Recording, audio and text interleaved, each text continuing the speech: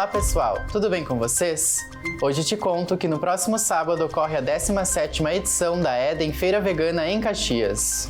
Com o objetivo de promover o estilo de vida vegana que se opõe à exploração animal em todas as formas, o evento será no Hotel Intercity das 10 da manhã às 8 da noite.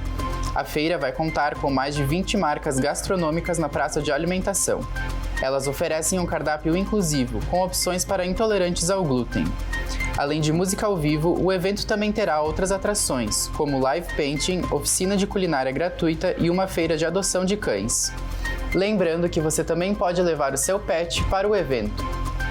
E em homenagem ao Dia do Rock, que acontece no mês de julho, a Orquestra Municipal de Sopros promove um evento bem legal.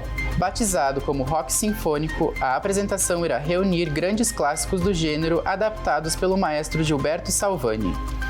Você pode prestigiar o concerto no dia 21 de julho, às 18 horas, no Teatro Municipal Pedro Parente. Informações de como adquirir os ingressos estão disponíveis acessando o QR Code. E para encerrar, te conto que tem uma programação especial para as crianças que estão de férias. No dia 22 de julho ao dia 2 de agosto, crianças de 5 a 14 anos poderão desfrutar de oficinas de arte, literatura e muita diversão. As atividades ocorrem nos turnos da manhã e da tarde e serão realizadas presencialmente no Instituto Quindim. As inscrições podem ser feitas no site oficial do Instituto. O objetivo da ação é divertir as crianças no período de férias escolares. Por hoje era isso. Até a próxima!